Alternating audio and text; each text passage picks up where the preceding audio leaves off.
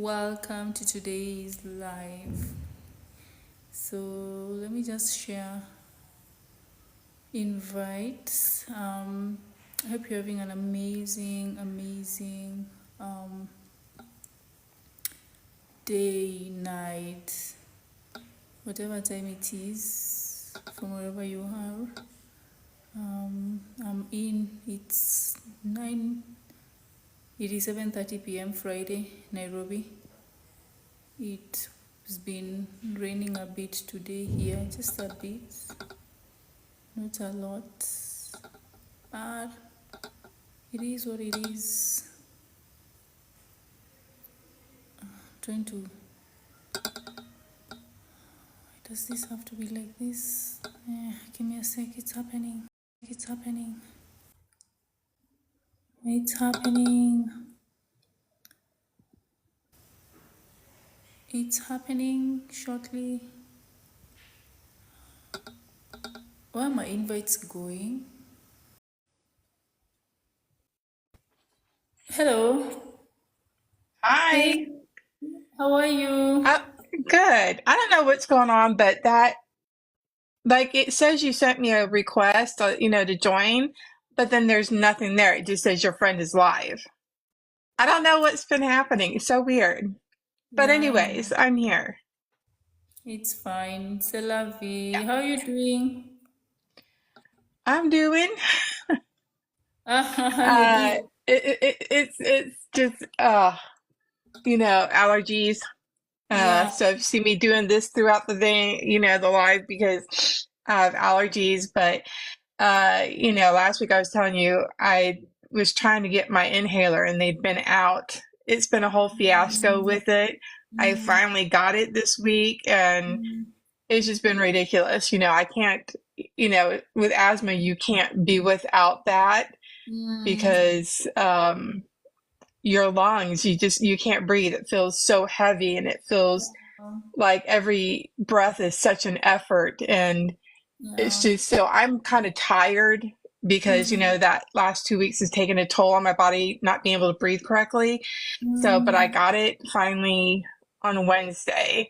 Yeah. So hopefully that doesn't happen again. But I've been staying busy, still working on Mm. my business. So I've been busy up doing that and stuff. But Okay. and I was bending over incorrectly yesterday while I was sorting out my beads and putting them because I finally got the rest of my what do you say like storage containers. It has like 12 little drawers in there, Mm-hmm. and so I pulled all the drawers out, put them on my bed, Mm-hmm. and like was putting all the different beads I had that I'd already sorted out, and so I bent over Mm. incorrectly, and so now my back kind of hurts because there's a Mm. lot.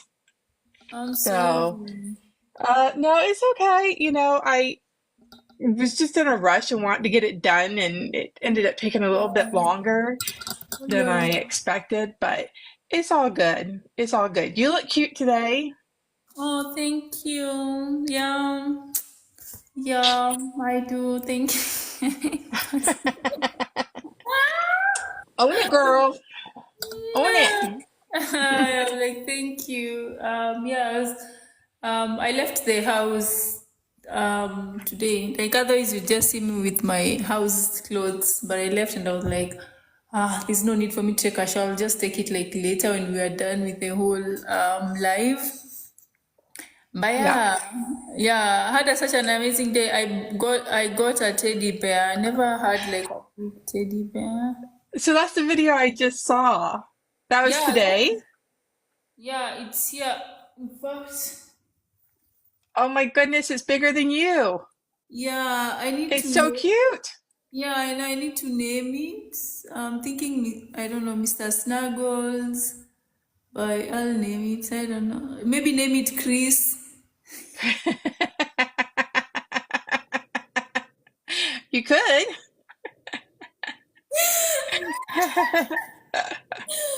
Oh, it's such a cute bear, though. I know, right? Look at that. Yes. I Who love it. doesn't want a bear that big and that cute? Yeah, I love it so much. That's my It is first. super cute. My first big bear. Last year I got two bears, two teddy bears. No, I got, yeah, two teddy bears that Chris had sent me with flowers. And that was like my first teddy bear in my life. So now this Oh, is wow. the third. Never had teddy bears growing up. So now I'm like with teddy bears, like, talking to them. So now this is the biggest. I'll name it. It's so cute. Yeah, oh, I love it. So we were watching TV earlier. You know what? You are never too old for a stuffed animal of any Yeah. kind. Seriously, they are so stinking adorable. You're never too old for that. Yeah, and Love them. I need the hugs. You know, Yes. yeah, I need the Yes. cuddles are good. I don't know if hugging a teddy bear releases oxytocin. I don't know, but I think um, it does. It can. yeah, I mean, at least for you. I mean, because it's an inanimate object, but yeah. it gives you the feels, and those oxytocins are, good for you. So, yeah, I'm gonna give it a go. I say yes.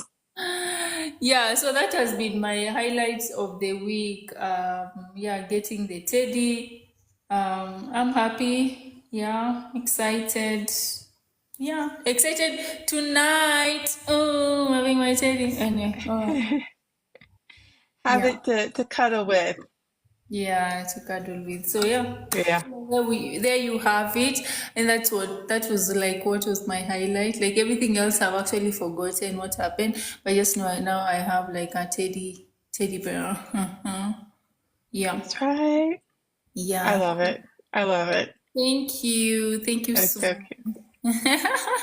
Good days. Um, Yes. Yes. yeah. So it's been. I don't know, I feel like the week has actually gone by really fast. Too fast, in fact. It was just Monday the other day. Then I'm like, okay, it's Thursday, and then already it's Friday.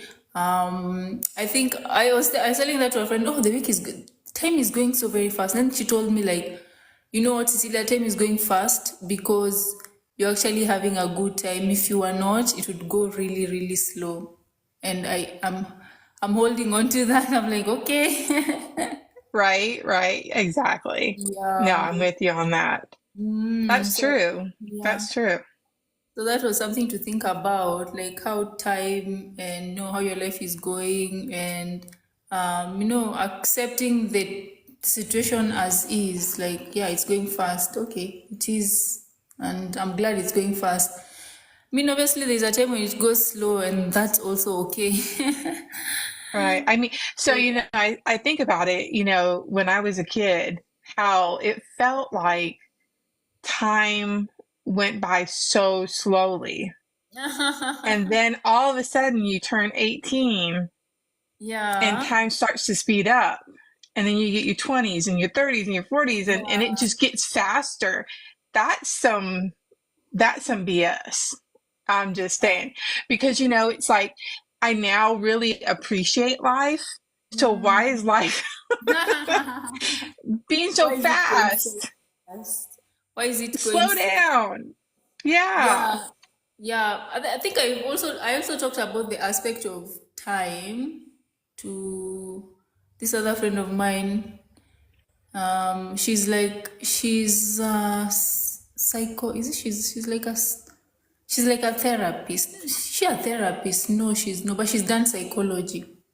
Yeah, was something there. Anyway, so she told me that it's going fast because you are living. You most of us live in the future. We live every single time our thoughts are like, what's going to happen next? Or like, I need to cook after this, or I need to shower after this. Like the way I was thinking, I need to shower after this.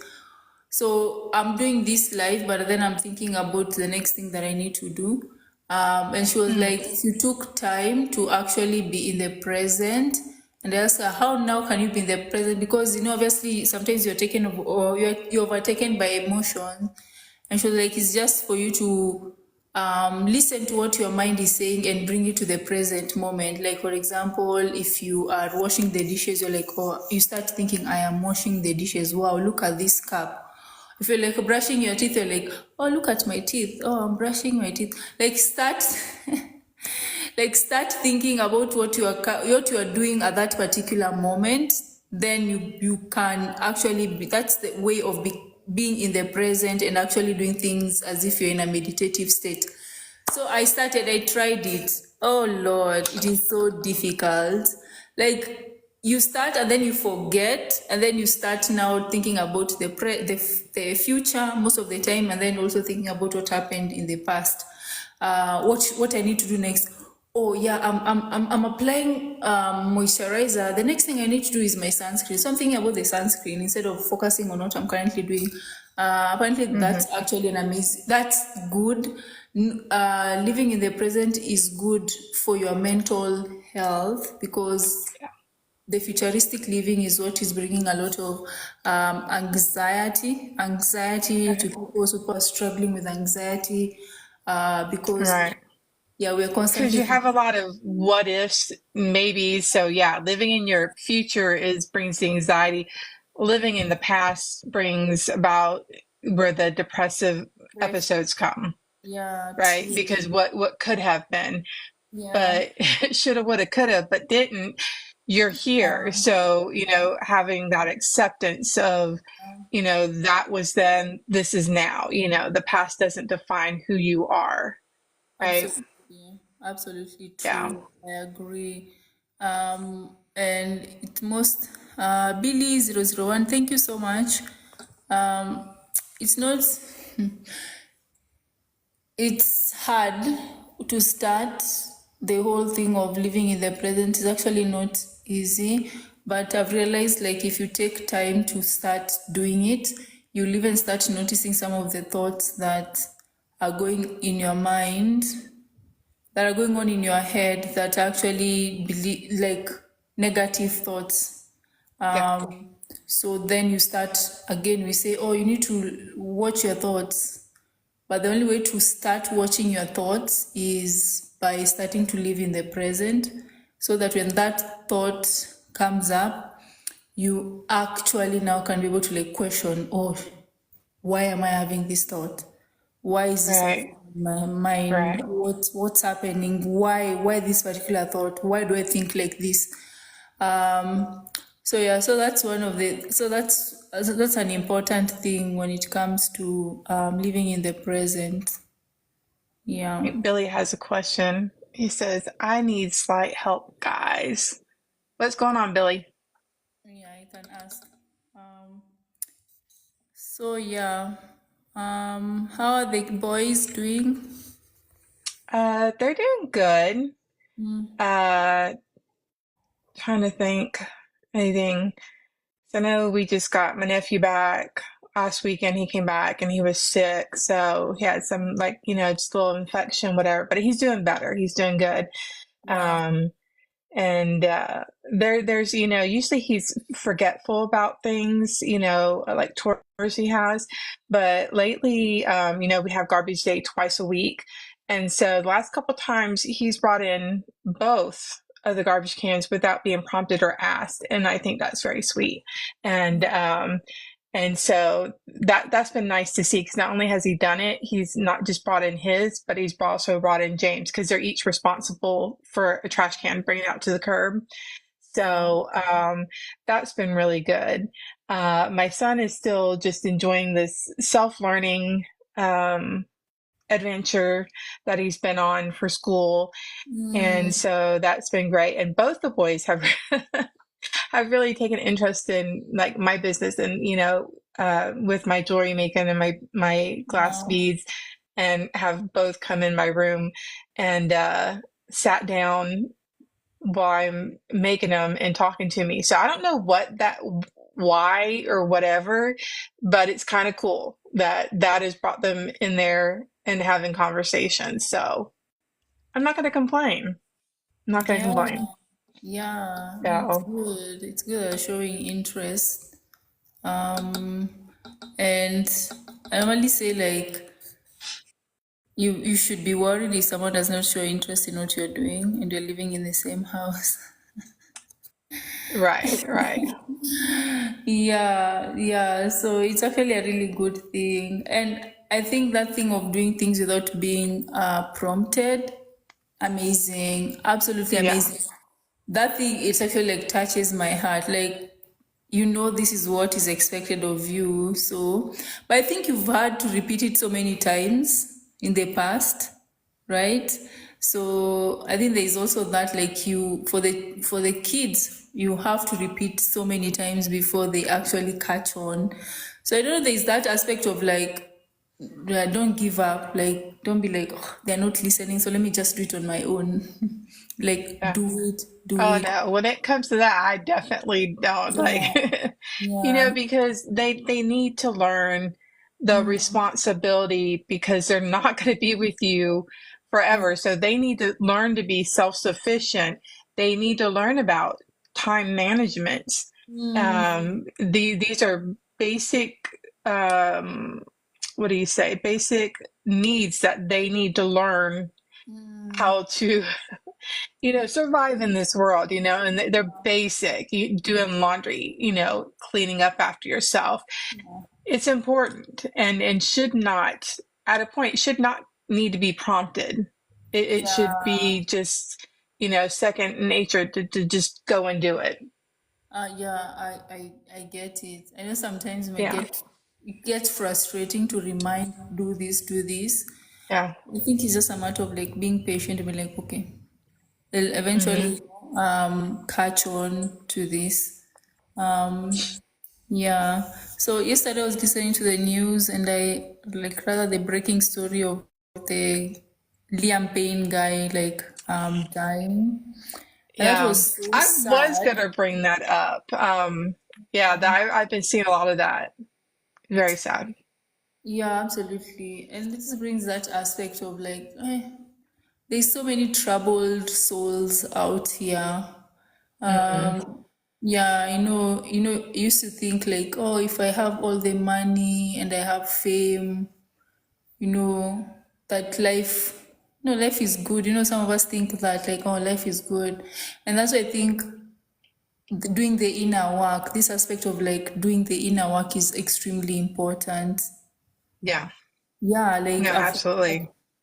I've thought about that for a while. Yeah, I don't want my life to just look good. I want my life to feel good, not just look Right. good. Yeah, Right. there's that facade of, and this is the facade of Hollywood, like, oh, people have this perfect life, but people Mm. don't, like, what's happening in the background is a lot of, Right.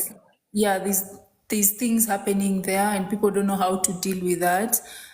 And there's a lot. And I mean, I've not been in such a situation where I'm like rich and famous yet.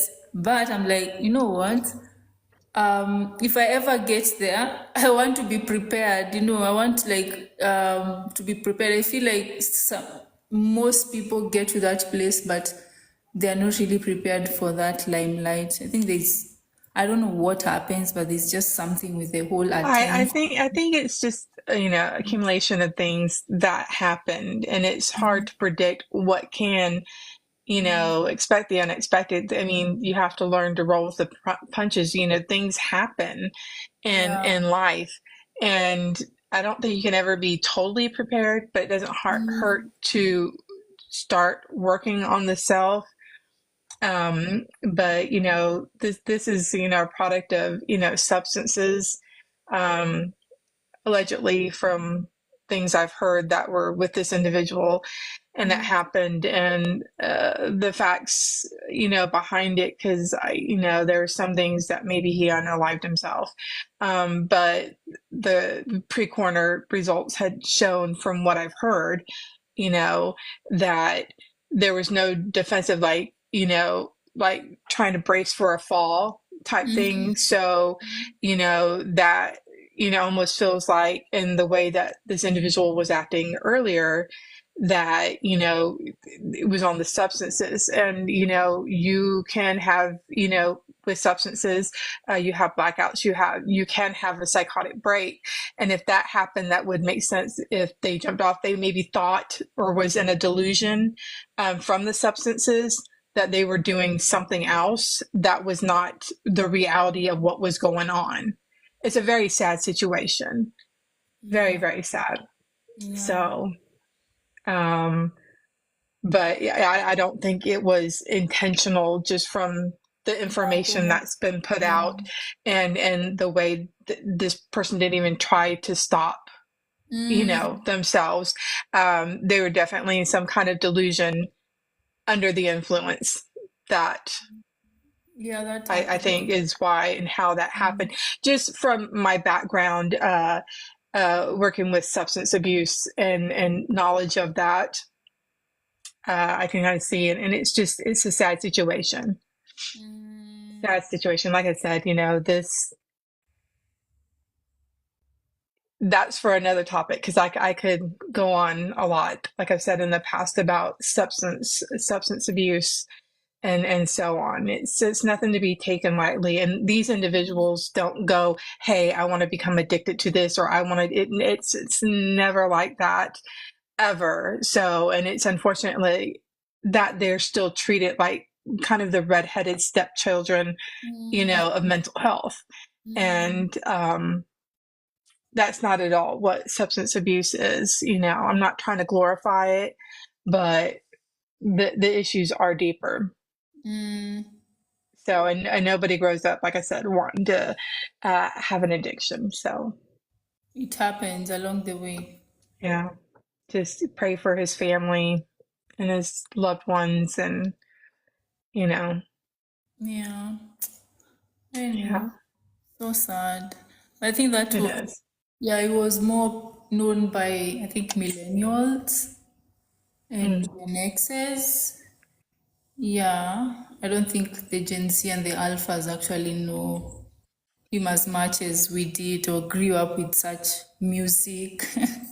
right, right. Yeah, yeah. Yeah, So anyway, rough times. yeah. Billy is saying, am I really at a bad state? Yeah, we were waiting for you to tell us what's up.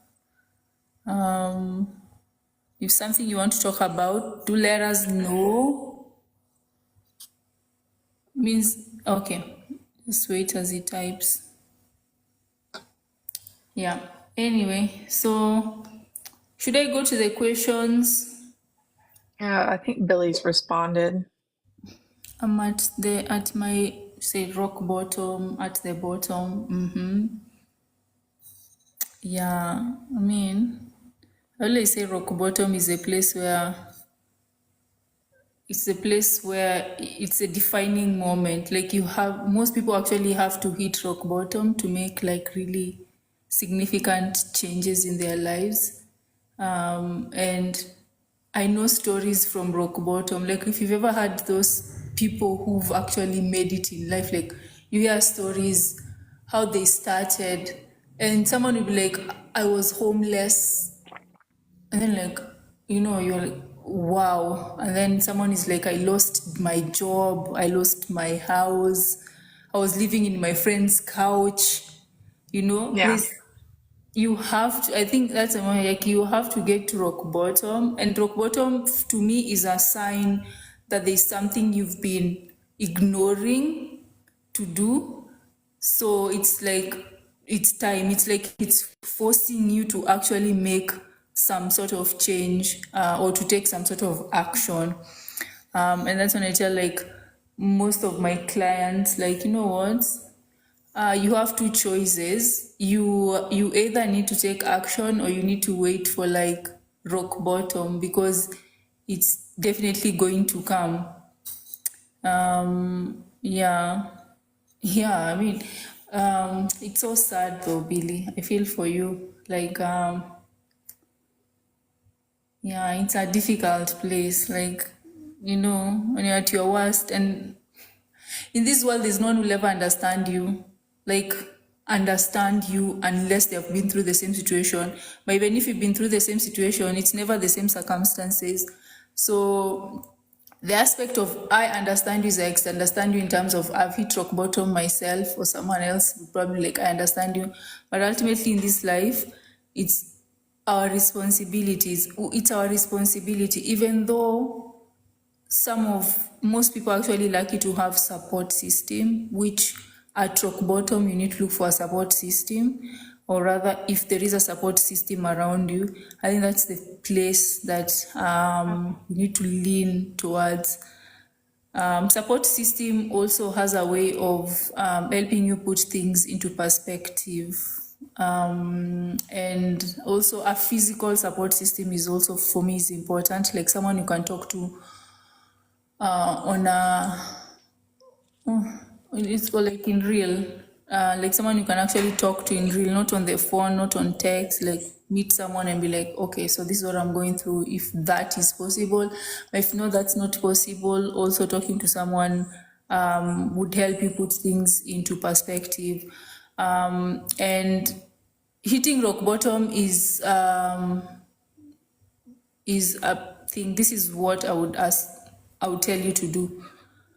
But essentially, it's up to you what you should do. But details of why you've hit rock bottom or what's going on, that's something you need to talk to someone you can trust.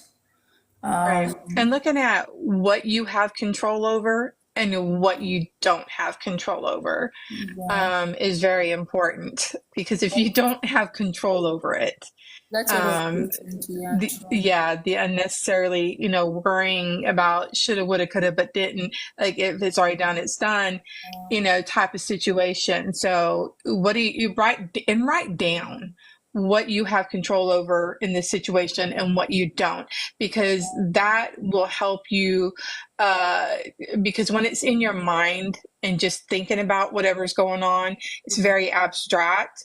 And so writing it down brings a whole nother perspective. And if you can have somebody that you trust to sit down with you to bounce this off of and to have this perspective is even better, because man, we've all been there and have been at it. The thing is, we keep going, we keep pushing forward. We get curious about how did I end up in this way?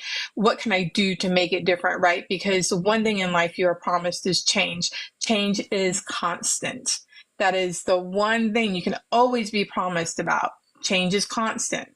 So, and sometimes what may seem really heavy right now and maybe not where we want to be is just because what we're really needing and wanting, we had to go through this to get there kind of situation. Yeah, So, without really knowing context in it, those are some ideas, some things that you can, do. Um, Definitely going to send good vibes your way, and hopefully you can get through this. But writing down um, this and getting it out of your head, because in your head it's a ping pong match, because we're yeah, like, oh, shoulda, woulda, coulda. And that's why I said get it out of your head, write it on paper, write what you have control, what you don't have control. How did this situation come about? How can you, because there's always a solution, yeah, and you're more able to figure it out. And when you write things down, you're 80% more likely to follow through with it than not, when, and just yeah, talk it in your head, because then it's just going to stay there and it's going to go nowhere. So yeah, that's an important thing I've learned. yeah, absolutely. So true. I think I was getting to that. Like, also be compassionate with yourself. Yes. You're not the first Yes. person to get rock bottom, and you won't be the last person. There's so many, yeah. But what you need to put in mind is this: there's something you are supposed to do. There's action you are supposed to take that you did not take, that has gotten you to where you are. And it's forcing you to take that particular action. Maybe it's out of fear, maybe it's because you don't have the ability right now, or you have no control over that. But first, compassion, like, yeah, it's fine, this is happening to me, it's happened to other people before, it's happening to other people as we go on. I'm not the first person, I'm not the last person, and it's okay. And then the next stage is just to write those things down, like, what in this particular situation, what do you have control over, what don't you have control over? Because in life, absolutely, we do. Some people actually do what needs to be done, but then the results are not as expected. Yeah, like you do, but then at the end of the day, you get results. You're like, this is not what I was working toward. Like, this does not make sense. So we can do what we need to do, but then sometimes you have no control over the results. We don't have control over the results, for sure we don't. Like, you could do you could, for example, be doing your best in the job, whatever job you're doing, and then some people in a golf course are making a decision about the company. They are probably going to merger, or they're going to sell it, and you're going to be fired. Like, what control do you have over that? You've actually been showing up at your job and doing what you're supposed to do, but then the things that's happening that you have no control over, and it happens to you, you see, the results actually not what you expected. But then we say this, you know what? These things will happen in our lives, but ultimately, God has a reason. There's a purpose for whatever happens in life, and it happens for a reason. At that particular moment when you're going through the pain, you don't know. You never, because during the pain, during the period of going through pain, we don't have that aspect of thinking, big picture thinking. We're normally really engrossed in the details, in what is happening, rather than the big picture, which is fine. But telling yourself, you know what, there's a reason why this is happening, and it's okay, it's happening. What are the opportunities that are presenting them? What opportunities are presenting themselves in this particular situation? And that's why it's important to write down what you have control over, what you don't have control over. What you have control over now, it's not to say these are the opportunities I have. So how can I now tap into that and see if this might change what's eventually going to happen. But And and whatever's going on, like, acknowledge the feelings behind it as well. yeah, You need to acknowledge them, even the ugly feelings. And let me tell you, I hate when I say that to my clients, and then I have to experience the ugly feelings, and I have to remind myself, you have to do practice what you preach, and the ugly feelings don't feel good. They're not, because they're ugly feelings. But we need to feel them to get through them. And the thing with whatever's going on, if you don't deal with whatever's going on, what you resist will persist. So, even if you're like, okay, this was how I felt today, and then tomorrow's a better day, but you never dealt with it. Okay. But then a week from now, a month from now, 2 years from now, if you have not dealt with a situation, it will rear its ugly head again. So if you have a repeated pattern in your life that keeps happening, you're like, oh, why does this always happen to me? Why does this always stop and think, what is always okay, something that I'm doing, something I missed. I've had to do this in my own life, and it's not pretty, and it's not, it doesn't feel good to look at it, but it makes you a better person, because then you're not having these repeated events that keep happening when you actually come up upon and realize what is going on. And it doesn't make you a bad person if it is you. I mean, I'm not a bad person, but I was doing something in my life that was not having good results. And until I faced it, it kept happening, right? So just remember, what you resist will persist. So deal with the ugly thing that's happening, or the ugly feelings, and work through it. Be curious, be gentle with yourself. It's okay. yeah, and yeah, this too shall pass. It will take Mm-hmm. time, to take a bit Yeah, of time, but it will absolutely pass. So right. yeah, so don't be too hard on yourself. But if it's I wish I could talk to you guys in a private chat. Billy, I'm not sure about this. Kim, Hmm.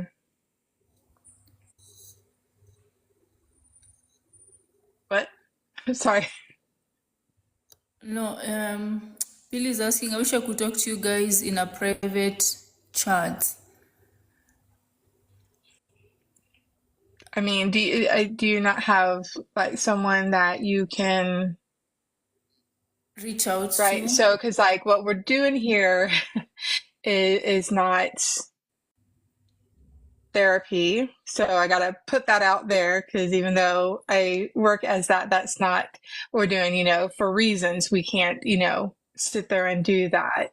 Um, but I'm not Yes. sure. The best person, okay, you have two options.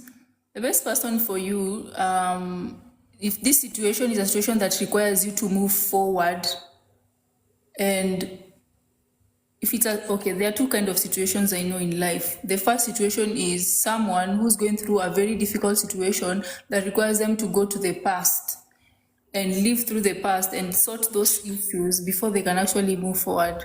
Then there's another person who is in a situation where that requires them to take action so that they can move forward. The first person will need to see a therapist. The second person will need to see a coach. I am a Right, coach. What I do is I help people move forward, take action. I don't have the capability of analyzing a situation and going back to the past right, and helping you sort past issues. But if it's something that requires you to move forward, absolutely, I can actually help you with that. So if right, it's something that requires you to move forward, that it requires you to make a decision, take action, and change what's going on in your life, absolutely, you can DM me. That's something I can help you with. But if it's right, something that's a situation that requires right, that is happening to you, that has happened to you in the past, that requires you to go to the past and sort past issues, you might need a therapist. And right. if you're And not there's able, nothing wrong with that. So yeah, that is a good thing. Like I said, what you resist will persist. So if you're not taking care of whatever, whatever boxes you're not unpacking, up here, it's going to, keep going on in some form or another. So definitely. You hit it yeah, spot on, Cecilia. That's what it is. And I don't work as a therapist anymore. So I, work as a mental health educator. So yeah, yeah, ultimately, this situation is something that requires you to do some introspection, might be a situation that requires you to do some introspection, right. but you need a support system. You need someone you can Yes. talk to, someone you can talk to. Even if it's picking up the call and actually talking to them, you need to do that when you hit rock bottom, because there's something with talking with someone else and then them giving you whatever they're thinking, especially when you talk about something, you even come to your own conclusions and you're like, oh, by the way, I Hmm. should do this. But the first step that will give you some sort of peace is that exercise of writing down what is it called? What you have control over, what you don't have control over. So because Right. that's what you have control over will give you the opportunities to know how you're going to move forward. Right. But if you are serious about moving forward, absolutely, you can reach out to me. I can give you a link to book my calendar. But yeah, so if you are serious about Yes. like I want to move forward from this situation, I want to take action, I want to be in this particular place, in this particular, I want to move from where I am to, to a different level of my life. I have to overcome this. If it's procrastination, if it's fear of failure, if it's like, oh, I am scared to take this particular step in my life, feel free, reach out to me. Alrighty. Yeah, Yeah. definitely. Just take care of yourself and be kind. Yeah. Be kind and be honest, I just say because if this. you're lying to yourself, it's just going to keep, Yeah. resisting it. That's resistance and it's going to be persistent. So, Yeah. definitely. Yeah. Absolutely. I tell my clients that from the very first, from my experience, Oh God. From my experience, I've had situations where I can talk to a client from the very first session, and I can tell if this person is someone who's ready to move or it's someone who will not move. And it's based on the language. You can tell from the language that this person speaks. And there is instances, I think 2 instances, where I was like, you know what, let me give it a try, but it didn't even work out. And when it doesn't work out, at the end of the day, I feel bad. I'm like, oh shit, like I feel bad that it didn't work out, or this person has gone back to the previous called, how what they were doing previously. Behaviors. Yeah, previous behaviors, and I'm like, "Ugh, what was that for? That was for nothing." So, but Kim and Billy, I know Billy's here. The thing that I've noticed, like the people who actually make extreme changes are people who've hit rock bottom. Those ones are like, what do you call that? When you are someone who's like, it's like they make significant changes and you're like, oh my God. But yeah, that's why I say this. People say rock bottom is a bad place, but rock bottom is actually a good place. Those people who hit rock bottom, oh my God, they're able to transform their lives. It's unbelievable. Because most people will live their lives in a way where they're average, like average life. Like, I'll do this. Like, they don't take risks. They're in the comfort zone, right? In the comfort zone, and when you're in the comfort zone for so long, you never, people think life is like this, but life is either like this or like that. You are either declining or you are, and when you decline, that's when you Timing. go, yeah. You're either becoming worse. Your life is either going down or going up. If it could be mental, it could be your mind, your body, your mind, your health, or your spirit. It's either down or up. And when you go down, that's where you'll get to. That's where most people will get to, the rock bottom. And when you get to rock bottom, there are 2 kinds of people. Those people will take action and actually, change their lives. And those people who will stay at that particular level, they will never leave. They will never leave there. And that's why they live a life of regrets. There are those people who commit crimes in the society. There's people who are angry all the time because they're in a place where they don't want to live. And Yeah. also, the other thing is also that rock bottom can be a place where you feel some people are actually okay with it. They get there and they're like, "Ah, okay, you know what? It's fine. This is the blow that life has dealt me. It's fine." And they just like, okay, they stay there because now they are scared of taking further or taking any action that will take them out of there. I never used to believe like someone will be okay in a situation that is shitty, but people are actually okay with rock bottom. People are actually okay with living in rock bottom. And rock bottom is toxic relationships, toxic work environments. That is rock bottom. Being and you're in a relationship that someone is actually, physically or emotionally abusing you, but you're still there.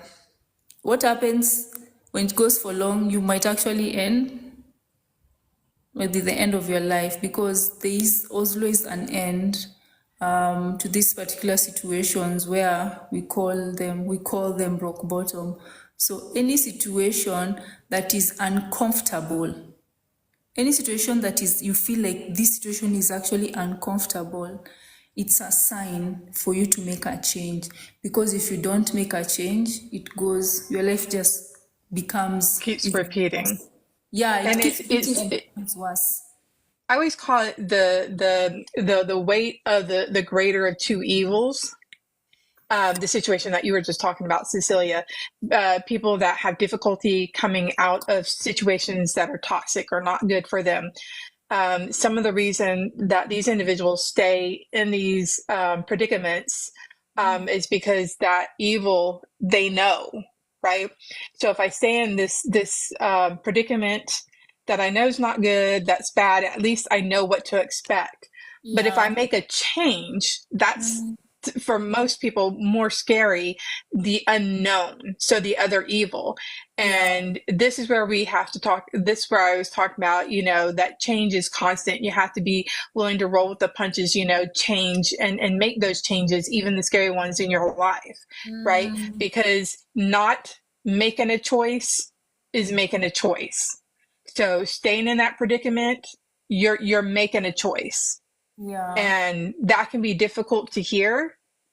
Um, but that's what it is, you know and we have to get uncomfortable and make these changes if we want better in our life, right?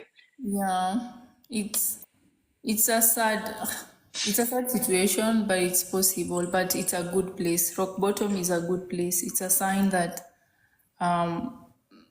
if you make change, it will actually be better. So I think the biggest thing that I find with rock bottom, or rather the biggest challenge that most people face is lack of support.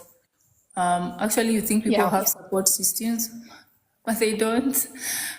People don't have support systems. They don't have someone they can go to and actually talk about things that are happening in their lives.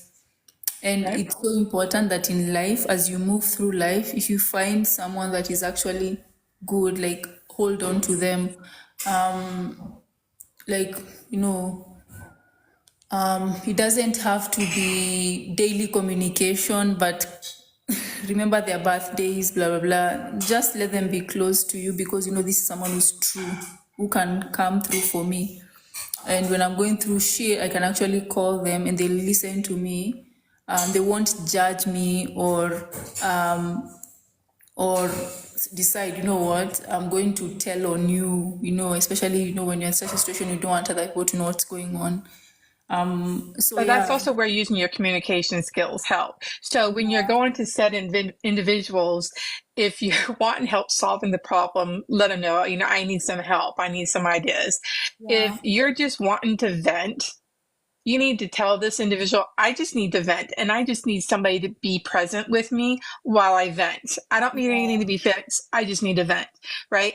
So that's also the importance of your communication skills with said trusted individuals so they know what's going on, because there's nothing worse than wanting to vent and somebody's trying to fix your problem and you're like, I don't need that right now. I just need to vent and I need somebody to be here in the moment with me, yeah. or I need some help, can you help me with this situation? Use your communication skills and let these safe people, these individuals, know what it is that you are needing from them at that moment that you are talking to them. Yeah, and also don't be the person who is always the one with the problems, because yeah, the other person also, it's a give and take. It's a like push and pull, push and pull. Like I'll pull you out of this and say I'll pull you out of this hole. The next time I'll also be in the same hole. I'd expect you to pull me out.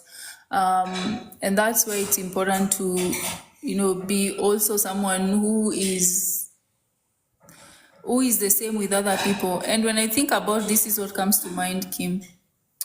When I ask someone, hey, do you have someone close you can talk to about what is going on? And they say, tell me no.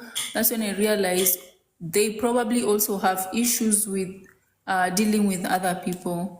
And they decide to keep it to themselves. So even if someone wants to make a relationship, they're like, oh, I don't want, they're like keeping to themselves without ever thinking, no man is an island. We need people in our life. So if someone comes to life and we can actually be like, "Oh, you know what, this seems like a true person," and maybe they're not even a true person and they probably mess up. It's okay. You let them go and you'll find someone else. So let's also be people who are like really open to experiencing even platonic relationships with other people, platonic friendships. So and I remember, it reminds me when I was in high school, I used to have this friend. Oh my God, we were so close. But unfortunately, at that point, I did not understand the importance of keeping, such friendships. And I regret to this day, like, she potentially could have been one of my greatest, closest friends. And I look back and I regret, like, not not putting any effort, which she actually did put a lot of effort. I was the one who didn't put effort in that friendship. So eventually, I think she felt like I was not putting effort, and it just ended like that. But I truly, truly believe that she actually did love me from the bottom of her heart. And yeah, so that was a mistake that I hope to never repeat. Yeah. Yeah, Yeah. that's life. Absolutely. Yeah, it's life anyway.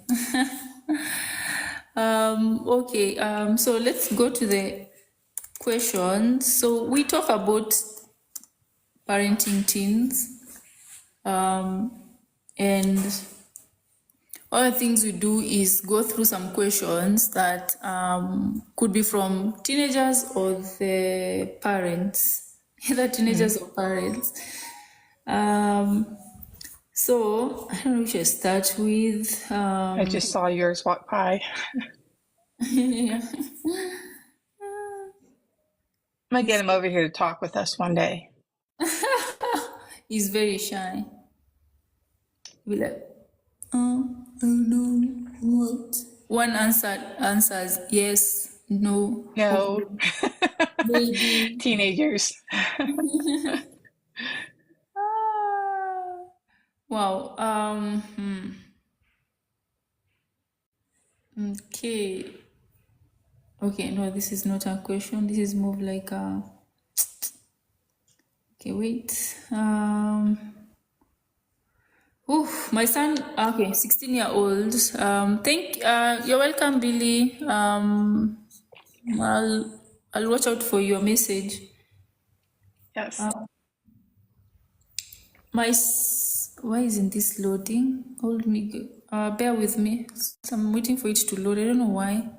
I don't have the bear you do, remember?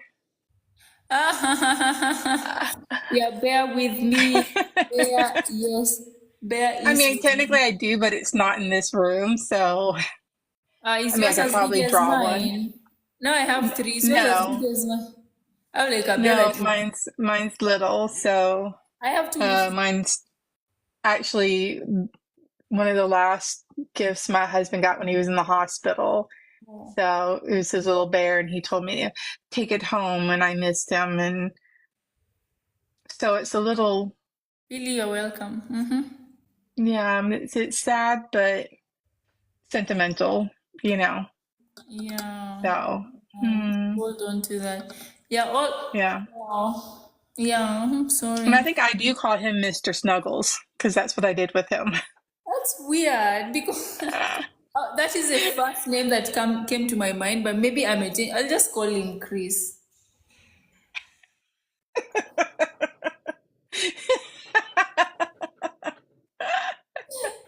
I love it. When I tell when I tell Chris, oh, this is now Chris. Like, are you? Yeah, because now. Guys usually have that response. They just don't get it. They don't get it. And Yeah. it's okay. I get it, girl. I got you. Yeah. Like, what's wrong with They this? don't need to understand all of our weird idiosyncrasies that, as women that we have So. or do. So I have the two small teddy bears, but the two small teddy bears are like they're tiny, but they are now at the laundry. They're being cleaned. So I named they're like my future children. So I named them the names I'll give my future children. So sometimes I'm talking to them like, baby, someone would think I'm crazy. I swear. If someone would like come and be like, or there was like a camera, I'm going to the mental hospital. Stop. No. I mean, but if you think about it, for those of us that did have stuffed animals and such when we were younger, this is what we did. So for you who did not have something like this, it makes perfect sense that you are doing this because this is just a part of development in Never us as knew. humans that we do. So I don't think you're weird at all. So I love the fact you said that we did. I mean, that you can't help if you didn't have and didn't experience that. You're Yeah, having that and working through that now, and it's fine. You know, yeah, there's true. nothing wrong with that. That is okay. Yeah, And sometimes it's good just to say those things, you know, like we were talking to Billy earlier.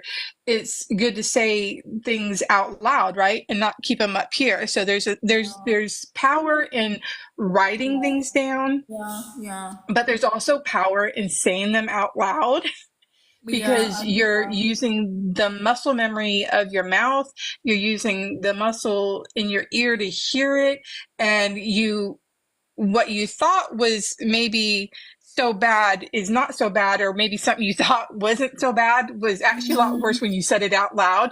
So it's okay to be able to talk and have something, you know, a figure to look at and talk instead of just talking to yourself. Although I talk to myself all the time. So there's same. that.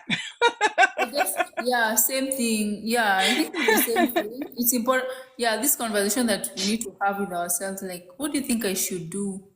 Do you think I should do this? Blah, blah, blah. It's actually important. It's a good conversation to have. Even times you wake up and you look yourself in the mirror, like, are you okay? I think I am okay. You start having Yeah. those conversations. So I think it's good to have such conversations. And Uh, to look in the mirror and give yourself positive affirmations, you yeah, know, really help, right? To erase those negative self thoughts that come in and to negate those and practice the positive. And I yeah, know not everything's rainbows and unicorns and blah, blah. I know that's not reality because it's not reality. The thing is that our negative thoughts are way more intrusive and we have way more of them than we do positive thoughts. And that's what I'm saying. Let's, you know, push that negative balance out and bring more positive into our life is what I'm saying. yeah, Yeah. absolutely. That's so true. The aspect of saying like it's not all roses, it's an important one. And I think one of the things that I think I still find it hard or rather struggle with is like, accepting things that you cannot control. You see, like, Yeah.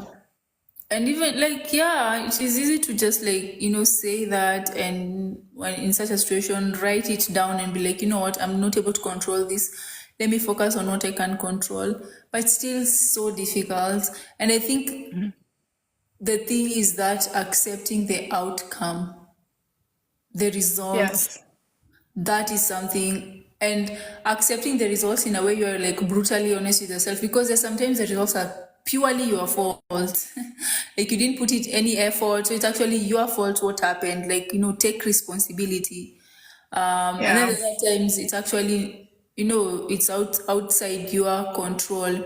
I think that aspect of accepting the outcome of your actions, as they come, and not placing so much ego or value to the outcome, because the outcome might look different, and if you place so much value to the outcome, then you eventually feel worthless.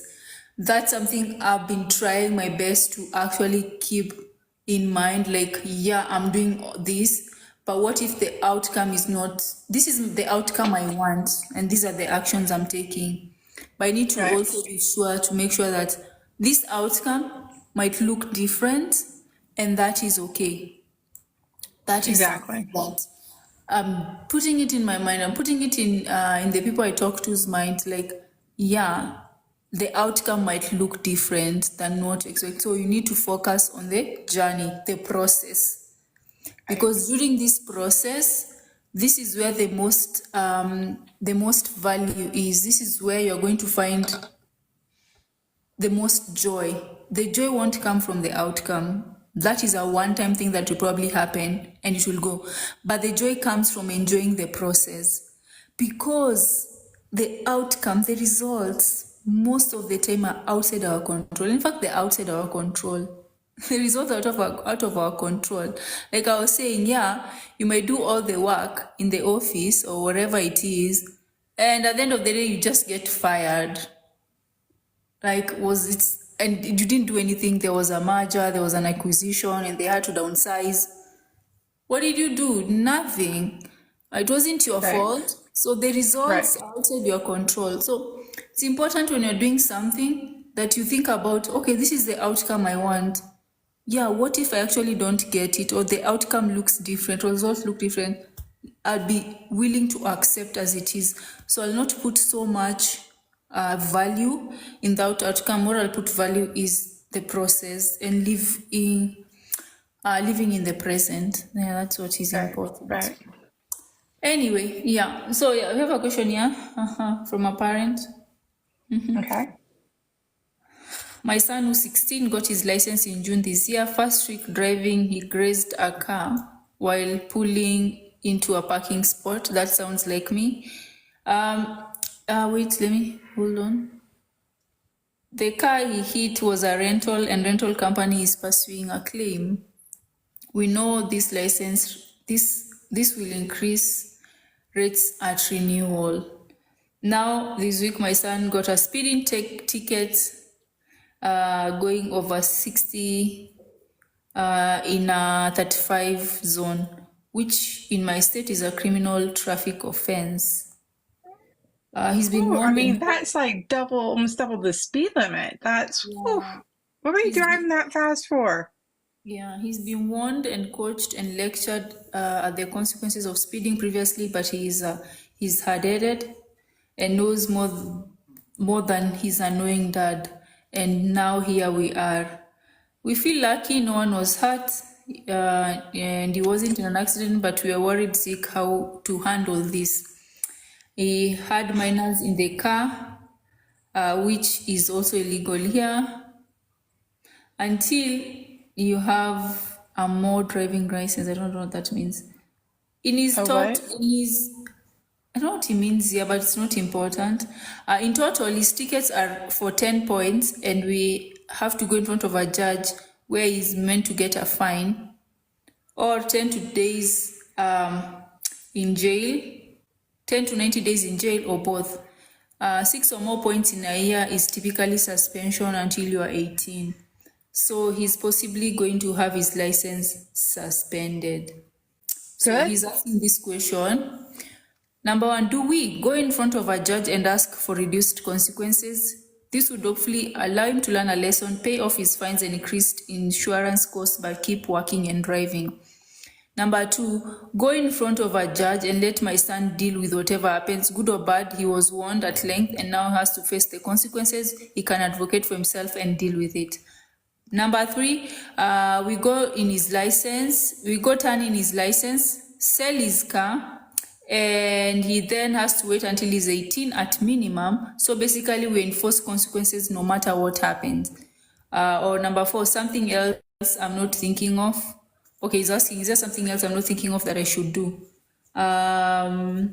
Anyway, and then he says, please consider this. He's a good kid. He's gifted academically but struggles to stay motivated.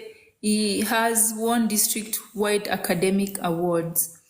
So Okay, anyway, but being a good student, being a good kid does not diminish the fact that he has serious offenses and 10 points within that year. That, I mean, he can be a good student and a good kid all he wants, but he has not just made this mistake. He has kept repeating the same, the mistakes, the traffic violations. It is not good. He's not learning yeah, from the sounds of it. They need to make, because only they know their child and their situation. So I can't say, oh, well, you did. I mean, and I don't know what I could just say what I would think I would do. But yeah, my child would not have a car. Their license would be turned in, because if you're not learning these have been kind of minor. I mean, although the 60 and the 35 is just, that's a little overboard. And so to me, it just shows that the maturity level is not there to handle driving, right? And the Mm, responsibilities that come. And that's where I question and would go, because it was not like it was one, it was two. I mean, like, this kid keeps doing.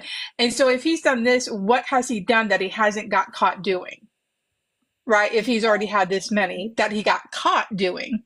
So yeah. I don't know. For me, it sits there as smart and wonderful and whatever I'm sure that this child is, the maturity level to handle the driving and responsibility. And not only are you endangering yourself, you are endangering the people around you. And now you have a car full of, you know, underage people in your car too. So that's where the concern is for everybody involved when he's on the road. Yeah, absolutely. I'm turning in that license. I'm selling that car. Like, he gets to 18, he can go find his own car. Like, no way. Like, because again, going in front of the judge, I mean, I'm not, uh, I mean, yeah, it's good to do. I feel like this consequence that more of like, let me deal with it, but putting it in front of the judge, he might actually go to jail. I mean, And he has to go in front of a judge. That's not an option. He has to go in front of a judge because well, of his violations. So the thing was to ask for a reduced sentence or just let them do oh, whatever. And you know what? The thing is to let him learn this hard lesson at this age with you there yeah, than out there and on his own. You know what I'm like, saying? Like, if you sweep this under the carpet, then he's to thank mommy and daddy that, again, not taking because he hasn't taken responsibility for any of the other things he did that led up to this having to go in here, right? And uh, so if mommy and daddy just sweep it under and be like, hey, please don't do this again, what are we actually teaching him, right? So mm, better be safe while they're underage, while they're with mom and dad, and to be like, this isn't, it's a hard lesson. And nobody wants to yeah, see their kid, go through that. But darn, I mean, this wasn't, consequences. again, there's consequences to be made. And so you have to deal with choices, those choices that you Yeah, made. Consequences have absolutely. choices have consequences. Yeah. Yeah, And that's a pretty steep one. And because it is just not about his safety, it's about everybody else that's in and out and around him driving. yeah, Yeah. So I'm afraid it's for me, that would just be, okay, my child is not mature enough to handle this kind of a situation right now. So we need to take a step back and yeah, reevaluate the situation. yeah. And I think there's a point you say there that it's better to deal with the consequences now when he's living with them than, when they let him do what he's doing, and then one day he will be out there on his own, and he has to face, what real life actually is. Something that comes to mind, there's this Swahili proverb about mama. Hey, let me ask you, Aiden, ile proverb ya Swahili ya asiyefunzwa. Ah?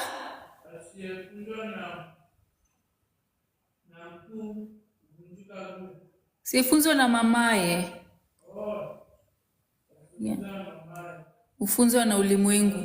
Yeah, there's like asiyefunzwa na mamaye, ufunzwa na ulimwengu. Like, if you're not, like, the one who's not taught by their mother will be taught by the world.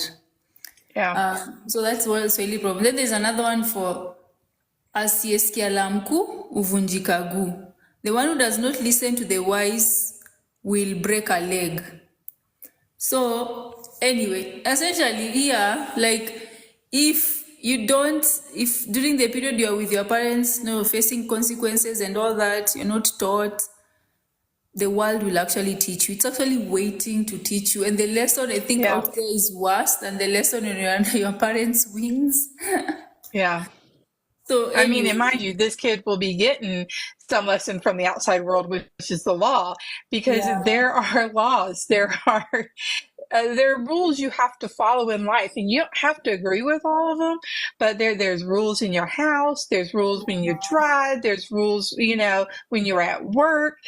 and children need to learn that these all have consequences, and like you don't have to like that you have to clean up your room or you have to do chores, but those are the rules, and that's what we do. We live here as a family, and as a family we help take care of the house together, so that is what we're doing. And just in this world, we're not going to go out and throw trash on the ground, because as a society we need to take care of this planet. We only have this planet right now that we live on, and we have to take care of what we have, right?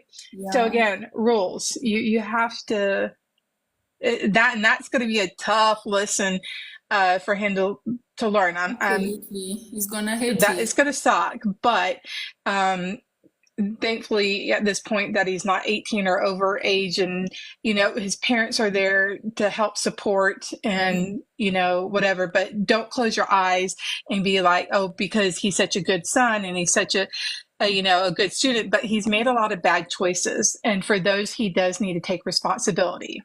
Absolutely. So don't uh, use the other things as a scapegoat as to why. And that's why I feel like the parents are trying to reason out, Yeah. why that shouldn't. And it's like, this doesn't, him doing this and having to go to court does not mean he's not a good student. He's not a good person. He is. He's just made some bad, poor decisions. Okay. And Absolutely. that's what people the parents need to take out of this, is that we're addressing those decisions that he's made, not his academic decisions, not the way he's behaving at home, but driving, he's made poor decisions.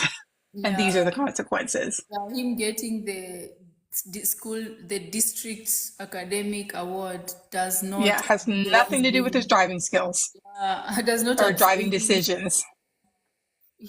I think it's important that they face consequences. Absolutely.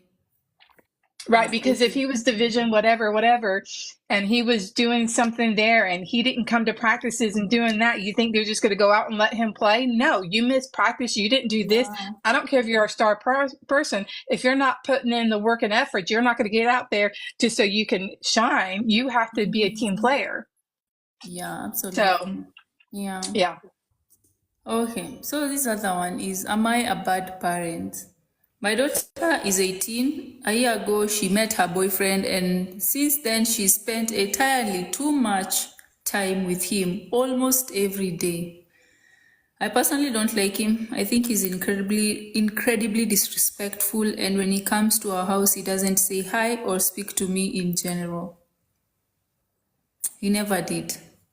My daughter claims he's just shy and doesn't speak to anyone. I think that's terrible. I stopped letting her bring him over. He's also lazy, decided not to go to college, and even went as far as to tell my daughter that she can take care of him, supposedly as a joke. My daughter is in college to be a firefighter. Now she constantly goes to his house, and when I say she can't, she throws the I'm 18, I'm an adult. Aside from that, I've never been strict with her because I didn't want to repeat the same turmoil I experienced with my mother.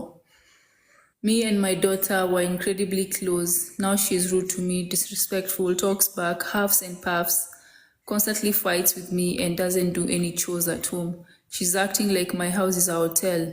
I'm wondering, am I being too strict? Should I allow her freedom? And should I buckle down on being more strict? I don't want to lose her, but I feel like it's already happening. I'm devastated. I told her if this keeps happening, I'm taking my car back and she can live somewhere else. I feel like this was a terrible thing to say, but I'm just pissed. What should I do? Someone please help.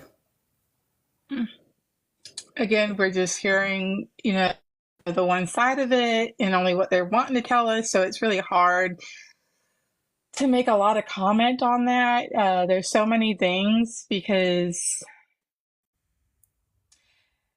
I feel like, if you're sensing that your child's significant other is not being very talkative, has never said anything, and it's been going on for so long, my question to the parent is, have you made attempts to sit down and have a conversation with them, make a dinner and sit down and have a meal, ask questions, open-ended questions? You know what I'm saying?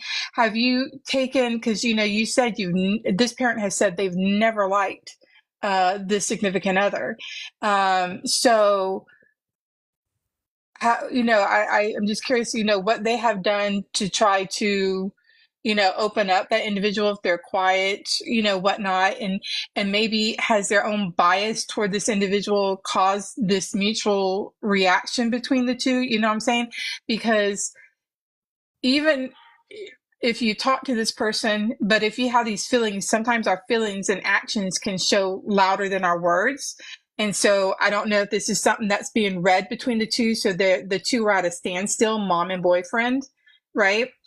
Uh, and there's so much. And then, if mom's constantly coming at the daughter about how much she doesn't like the boyfriend and this and that, and this, she's obviously really in love. Well, then daughter's going to start having resentment toward her. And so the only way that she subconsciously gets back at mom is, well, I'm going to stop doing these things because I'm angry. I'm going to stop doing my chores, stop doing this, stop doing. So I feel like there's really a lack of communication happening in that house. And a lot of finger pointing from Yeah. all sides. From all sides. So I think really mom needs to have communication open with an open mind. And do understand that your daughter is 18. She's going to make her choices, whether she's in your house or not. I do understand that it's mom's house. Mom has rules. But are we acclimating these rules to age appropriateness, right? Because she's technically an adult. She's in college. She's doing all these things. So kind of reevaluate with an open mind, like you were talking about earlier, Cecilia, having somebody, a trusted person that mom can talk to bounce these things off of, and for mom to answer some hard questions within herself, right? Yeah. So these people are not getting married, these kids are not getting married. They're just, the girl's at an age where, relationships, like they're wanting to be with their person a Yeah. lot, right? So Yeah. I don't think that's abnormal at all. Mm, But I feel like it's the communication happening. There's lack of communication. They need to reevaluate that situation. yeah. Um, yeah, I I mean, mean, because you just have a choice at the end of the day. I mean, if you don't want to put up with it, you don't want to put up with it, and then you kick them out. Your house, your rules. I get it, but I just can't help but come back to this communication, and I don't know anything other than what she's written. So yeah. maybe she has communicated to her daughter. I don't know. Yeah. That is frustrating. Mm, yeah. She's 18, she's not an adult, right? But she's living under her mom's roof. To be honest, if you're Mm-hmm. living under my roof, I have my rules. So if you want Mm-hmm. to, yeah, if you feel like you are an adult, I mean, it's okay. Just say, you know what, I need to leave. So I can become an adult at my own place. But if you're still living under my roof, there Right. are rules. Right. Again, yeah, I mean, she starts with like, I don't think she's a bad parent. She's more of like trying to control, and trying Yeah. to avoid her making mistakes, which she will eventually make. It's going to, yeah. They have to make those mistakes, at the end of the day. Because daughter's in this relationship, right? She has those, like, daughter has those blinders on. We've all been there, and so as a parent, we can see, or a loved one from the outside, we can see, because you can't see here. You can't see past your nose. You can't see what's up here in your head. You can't see what's down here. You're just kind of in this box. And I Yeah, feel mom's frustration, yeah. but you got to sometimes let the girl fall. I mean, But she's not going to learn if you do it for her. You know what I'm saying? no, I know, and that's why it's important. Like there are those It's hard. formative years. There's those formative years that we have influence. Yeah. Before 18, there's a formative years for influence. Like, what kind of Yep. a man should date? Like, a man who can actually come into the house and greet people in the house. That shows Right. respect, and talk to them. I'm like, oh, thank you for having me. Blah blah. Like, say hi. Right. This guy lacks basic respect. That to me, it's a no. Like, I know obviously this is just someone that is I don't know, like I would not want to date them to date my daughter, you see. But that's why I'm curious. Like, has mom at any point stopped in to have this conversation? That's what I'm curious about, you know? So You're it's coming to hard to my make you are coming to my house and you anything on want me to have this. a me to have a conversation with you. Yeah, You are yeah. coming to my house. Like Yes, but you I know what? think And you're the adult of that house. So if you're having questions and want to complain about it, like address the issue, right? Because what you resist will persist and it has persisted. If she's not having a conversation going, hey, you know, you're coming into my house, you don't say anything like what's going on? Can we work this out? Can we talk? But if not, and if she's done all these things and he's still coming in here, yeah, I can see your point, be like, no, you're just being disrespectful at this point. true, But if you true. don't say anything, then of Mm, course the problem is going to keep, right? That's exactly what we were talking earlier with Billy, and I've said it many other times. yeah, If you don't address the issue at hand, then you're dealing with the consequences right now. yeah, And if you she's just have dealt with addressing. them, then it's a decision to be made. This is going to happen or this is not going to happen. This is my house, right? Yeah, I mean, we can't sugarcoat that because yeah, communication works two ways, whether it's her house or not. She's also the adult and has to, and even if they were both the same age, you're coming into my house and doing this. And if I've talked and you still continue to act like that, then no, you don't need to come into my house. yeah, Right? and yeah, when she goes to like when she said like the daughter is no longer doing chores and treating the house like a hotel. Yeah. Well, I, and see, and that's what I'm thinking, you know, have you had conversations with her? You know, I wouldn't like this either. Again, we don't know everything but what she just told us. Because if you've had like 100 discussions with her and daughter is just totally done a 360 and opposite of everything she yeah, used to do, yeah, then there's a serious discussion and decision you have to make as a parent. Do I continue to let this go on? Or do I say, clip the wings and go, you know what, this is not acceptable. You need to find somewhere else. So that's where all my questions and why it's hard to totally give any advice on that question because I have so many questions about the question and you know the issue at home. There's so much that is left unsaid in what yeah, she's saying because yeah, of if it, you know it almost at points with the way it's written just feels like she's having a difficult time deciding what you know what she needs to do.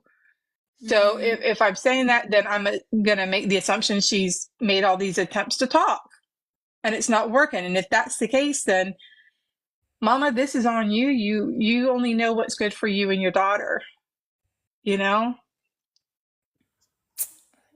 Ooh, that's a tough one. children, Yikes. children. Ooh. But Yeah, I mean, yeah, children do got it right. You know, you're 18. Technically, you don't have to live at home, and but it's still your. Even if you're an adult, it's still your parents' home. You have to respect. You have to respect. I mean, and that's with anywhere. If you had a roommate, you know, you guys should have a communication and talk about the living situation and what's acceptable and not acceptable. And so again, there's still rules. When you live by yourself, guess what? You only answer to yourself, and you can make up whatever rules you want to. But you know, when you're in that situation, you still have rules to abide by. yeah. Well, it's Yeah, wild. Well, anyway, tough. yeah, it's tough. Hope she figures it out. Yeah, yeah, that sucks. I mean, It does. respect. Yeah, to She, get respect, you have to give respect. So it's a two-way street. yeah, yeah. You see, Mhm. we were taught, growing up, we were taught like our parents, our teachers, like what they call like older people deserve respect by the virtue of being our parents, our teachers. Like it didn't matter if they disrespected us, like as long as we needed to respect them. That's how we've grown up, and it's like that's how we've actually grown up, like that, like where you respect the person despite them not respecting you back.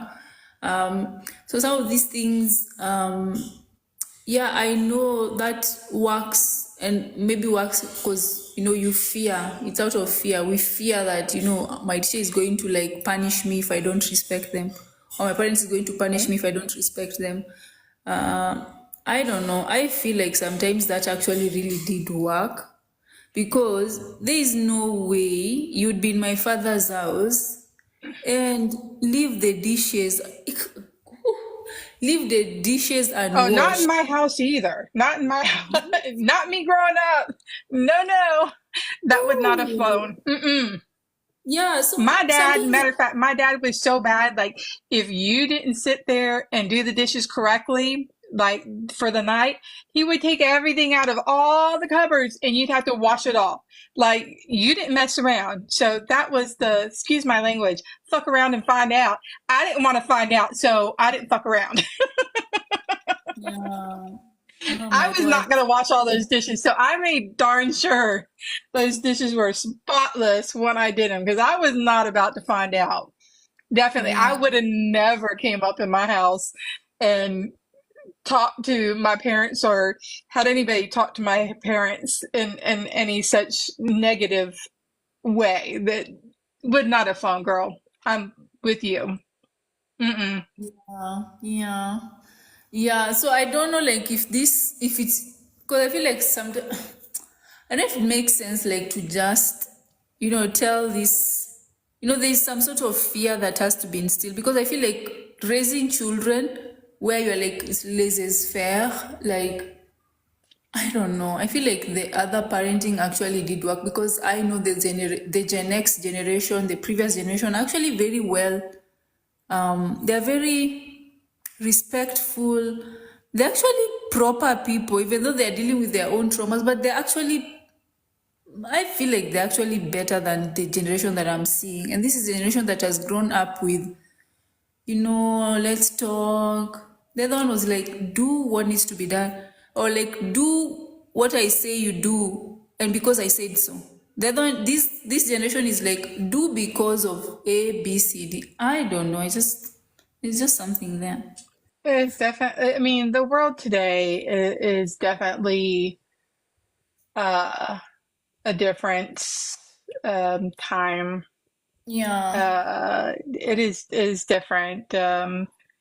Oh, there's so many conversations that could be had around this, and we're at the end of our thing today, so I don't want to get into it. But there's a lot that could be talked about in parenting styles done yeah, before the and now, the pros, the cons of both. And I see benefits, but there has to be kind of a balance. You can't just be this way all the time and yeah, this way all the yeah, time. yeah. I agree.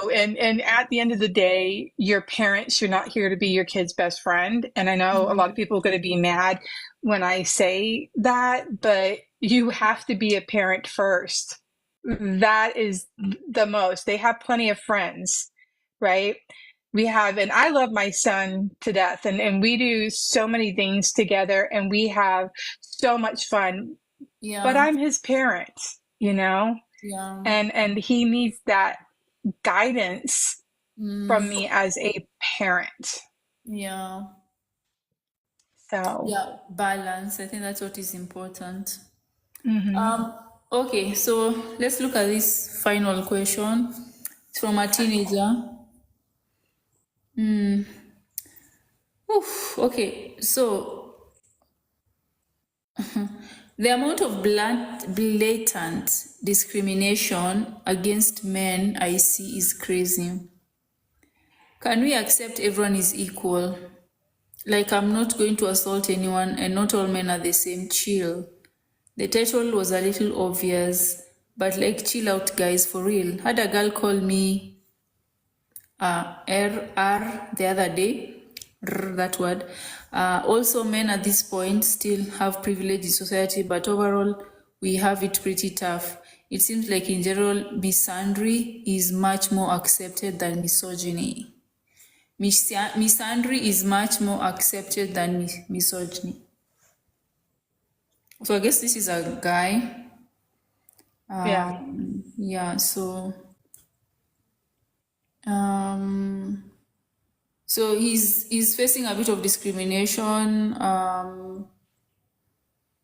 for being a man. So guess he's getting it, but that was very short. Um,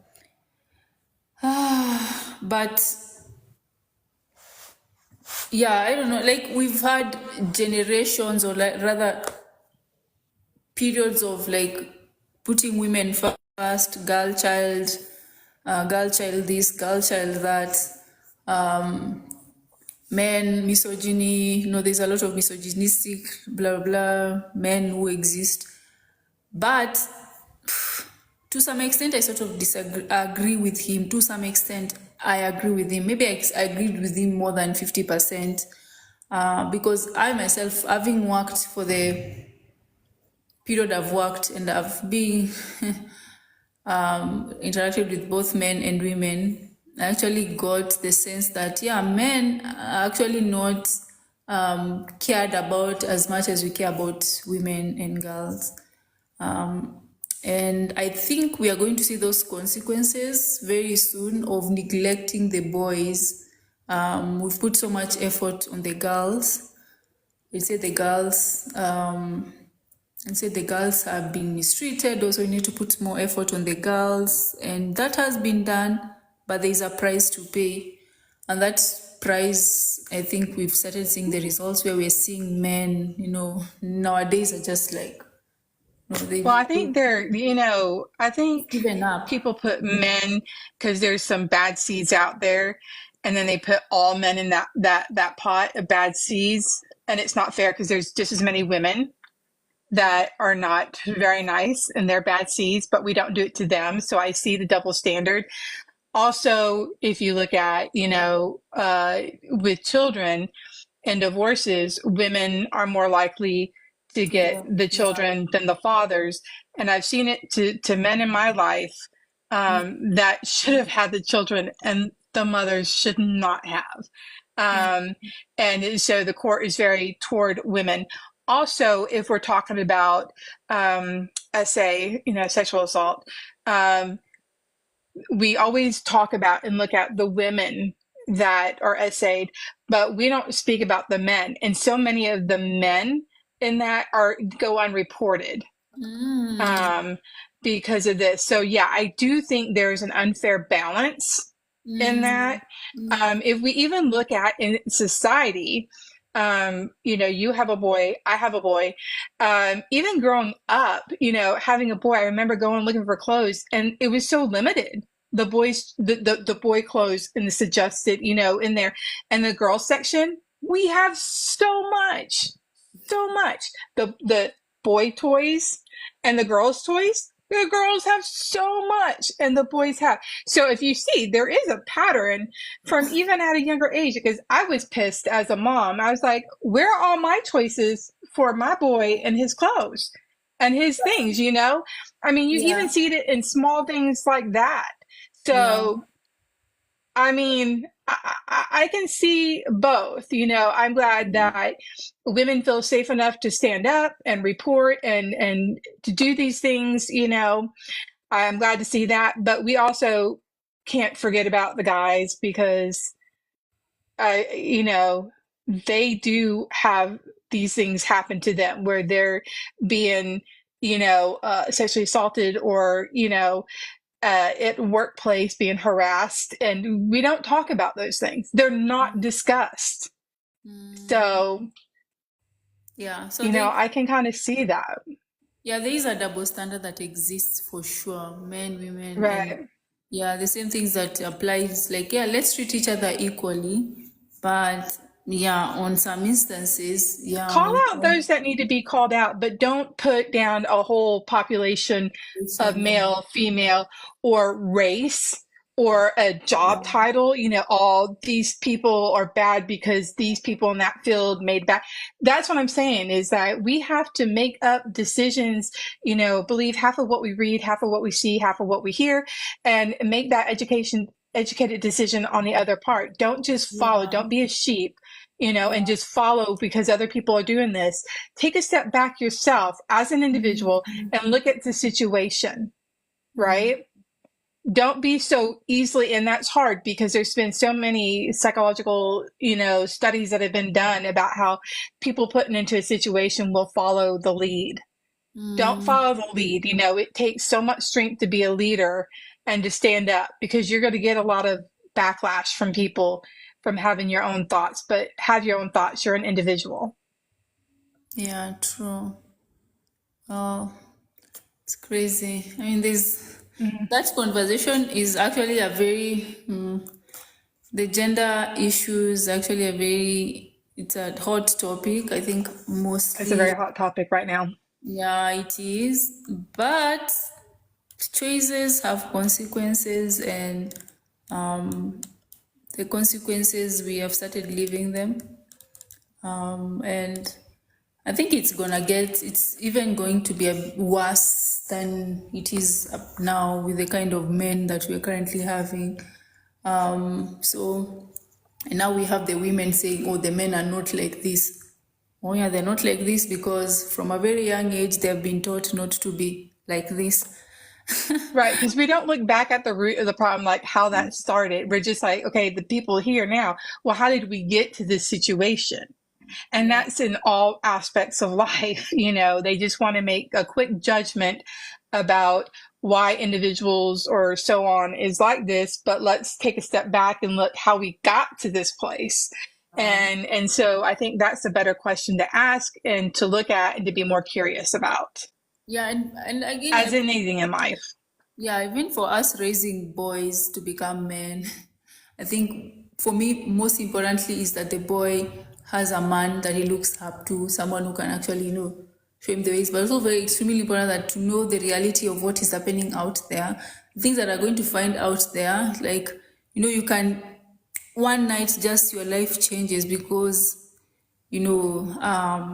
something happens and they're like man versus woman. Normally the woman is mostly believed, so you need to avoid such situations. Be a bit more careful, respectful, keep your distance. And that's why now you see, like, even they're afraid to approach because they're like, I might approach someone and they're like, oh, he's trying to assault me, or he's like, trying to follow me. Yeah, So there's a lot it's a going on. difficult, it's like walking on eggshells. It might, Yeah, yeah, so, oof, yeah, yeah, so anyway, a lot. That's a life. big conversation to unpack. Yeah, it's a big one. It's a big one. Yeah. It's Mhm. even hard. I commend him for looking at it and thinking, as young as he is, Yeah. I commend him for looking at and thinking and putting this question out there for people. And, anybody that comes across this, I just ask to have an open mind. When you have an open mind, it doesn't mean I accept what this person is saying. It means I'm open to listen and hear what other people are seeing or saying. Being closed minded means I don't care. I don't give a crap. I'm not listening. You're done. And then that will get you stuck in life. That being said, I need to save this because there's this guy I know supposed to invite to like our YouTube Uh-huh. conversation. He's a coach. He's the men's confidence coach. He was accused of R when he was in high school, I think. I don't remember, maybe it was, I don't remember what age he was, but he was accused of that. And then later on, it was like that the lady lied. And she also said she lied. She apologized, but that ruined his life. Yeah, so I had that conversation with him, like, if you would be happy to like join us one of the days. So that's something I'll bring up and also bring up this conversation. I think it's actually really important. Like, I think he's able to relate, like, there's what are some of the things that boys should look out for, as in such situations, what should happen, and confidence, which is also very important because confidence normally like tanks when you're getting to your teenage and early 20s for most of them. So what would happen? So that's something I'll keep in mind. I need to put it somewhere. But yeah, so that came to mind. That's a conversation we should have. Yeah, how I to agree. relate with women, ladies. Yeah, so That's right. okay, alrighty. So thank you so much, Kimberly. Thank you, guys who are listening. Um, yeah, thanks a lot for joining us. Yes. Cynthia, Zippy, Fier, I don't know if I'm pronouncing that name well. Thank you so much. And I hope your weekend is actually good, that you're able Same to you. to stretch your back out. Oh yeah. I mean, I have some exercises that I'm doing to undo the damage. Alrighty, so me and Chris here will say, yes, we're going to say bye bye.